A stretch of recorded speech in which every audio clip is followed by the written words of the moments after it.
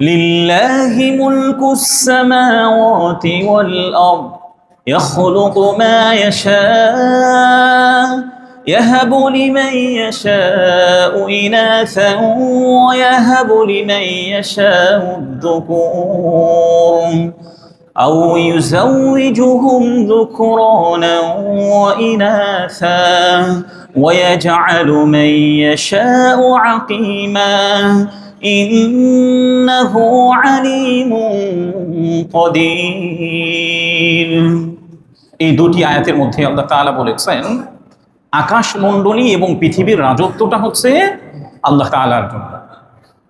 তিনি এই পৃথিবীর মধ্যে যা চান তাই সৃষ্টি করেন। কাউকে কন্যা সন্তান দান করেন এবং কাউকে ছেলে সন্তান দান করেন। এরপরে আল্লাহ তাআলা বলেছেন কাউকে জোড়ায় জোড়ায় শুধুমাত্র ছেলে সন্তান দান করেন আর কাউকে জোড়ায় জোড়ায় মেয়ে সন্তান দান করেন। এর একমাত্র ক্ষমতা কার কাছে আছে?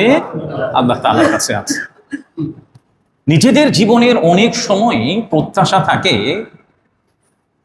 কারো একটা ছেলে হলে পরবর্তীতে মেয়ের প্রত্যাশা করেন। দেখা যাচ্ছে আল্লাহ তাআলা ধারাবাহিকভাবে তাকে ছেলেই দিচ্ছেন, একটু মনক্ষুণ্ণ হন।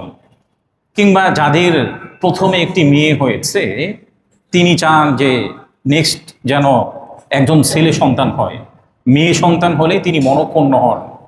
এটা দ্বারাও আল্লাহ তাআলা বান্দা পরীক্ষা করেন। এটা দ্বারাও কি করেন? বান্দা পরীক্ষা করেন। অনেক সময় শুধুমাত্র মেয়ে সন্তান হওয়ার কারণে ডিভোর্স পর্যন্ত গড়িয়ে যায়, অথচ ছেলে সন্তান দেওয়া অথবা মেয়ে সন্তান দেওয়ার মালিক একমাত্র কে? আল্লাহ রাব্বুল আলামিন।